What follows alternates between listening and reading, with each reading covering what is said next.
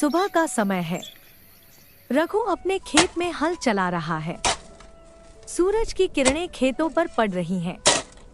वहीं दूसरी तरफ गांव का सबसे आलसी व्यक्ति रामलाल एक पेड़ के नीचे खाट पर आराम कर रहा है। रामलाल रघु से कहता है, अरे रघु, इतनी मेहनत करने से क्या फायदा? जब भाग्य में होगा तो धन अपने आप आएगा। मेहनत ही असली भाग्य है भाई। मेहनत से ही पेट भरता है और दिल को सुकून मिलता है। तुम अपना जीवन यूं ही बर्बाद कर रहे हो। मैं तो बिना मेहनत के ही सुख से जीऊंगा। इतना कहकर रामलाल खाट पर सो जाता है, जबकि रघु अपने काम में जुटा रहता है। शाम का समय था। गांव के लोग चौपाल पर बैठे एक बहुत ही पहुंचे हुए साधु बाबा के बारे में बातें कर रहे होते हैं। रघु भी वहीं होता है और तभी एक साधु बाबा गांव में प्रवेश करते हैं। देखो, कोई साधु बाबा गांव में आए हैं। जरूर कोई ज्ञानी पुरुष होंगे। साधु बाबा गांव के बीच में रुकते हैं और बोलते हैं, गांव वासियों, मैं एक रहस्य जानता हूँ। इस गांव के पास एक गुफा है जहां अपार धन छिपा है, लेकिन उसे पाने का एक ही तरीका है। ये सुनकर सभी उत्सुक हो जाते हैं। रामलाल भी दौड़ कर आता है। रामलाल साधु बाबा से पूछता है, क्या तरीका है बाबा जी?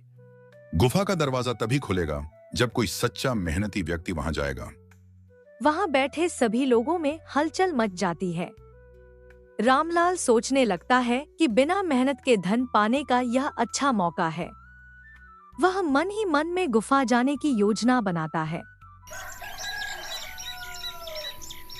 अगली सुबह रामलाल बिना किसी को बताए गुफा की ओर निकल पड़ता है।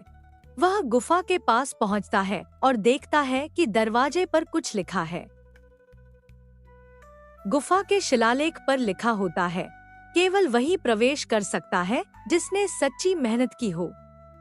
अरे, लिखे होने से क्या होता है? ये तो बस शब्दों का खेल है। वह जैसे ही दरवाजे को धक्का देता है, दरवाजा नहीं खुलता। वह बार बार कोशिश करता है, लेकिन सब बेकार। थककर वह वहीं बैठ जाता है। तभी रघु गुफा के पास आता है और रामलाल से पूछता है, अरे रामलाल, तुम यहाँ क्या कर रहे हो? अरे देखो ना, इतनी देर से मैं इस दरवाजे को खोलने की कोशिश कर रहा हूँ, लेकिन ये खुल ही नहीं रहा। रघु शिलालेख पढ़ता है और धीरे से दरवाजे को छूता है। अचानक दरवाजा अपने आप खुल जाता है। ये देखकर रामलाल हैरान होकर पूछता है, अरे ये कैसे संभव है? जैसे ही वे गुफा के अंदर जाते हैं तो देखते हैं वहां एक और सोने, चांदी और हीरो से भरे संदूक होते हैं, तो दूसरी और अनाज के भंडार होते हैं। सोने चांदी से भरे हुए संदूकों को देखकर रामलाल खुशी के मारे डांस करने लगता है। वहीं दूसरी तरफ रघु अनाज के भंडार देखकर खुश हो जाता है और रामलाल को देखकर वह भी डांस करने लगता है। लेकिन जैसे ही रामलाल सोने चांदी से भरे संदूकों को छूता है तो संदूक में से सोना चांदी गायब हो जाते हैं। दूसरी तरफ रघु अनाज से भरे बोरों को पाकर बहुत खुश होता है।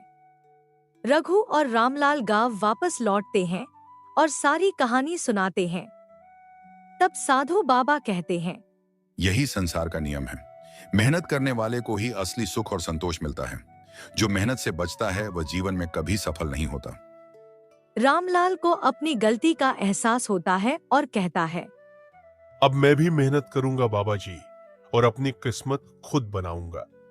इसके बाद रामलाल मेहनत करने लगता है और उसका जीवन भी सुखी हो जाता है। गांव के सभी लोग यह सीख लेते हैं कि मेहनत में ही सच्चा सुख है। तो दोस्तों, ये थी आज की कहानी। अगर आपको पसंद आई हो तो लाइक, शेयर, कमेंट और सब्सक्राइब जरूर करिएगा, ताकि हम और भी अच्छी अच्छी कहानियां आप लोगों के सामने लाते रहे। धन्यवाद।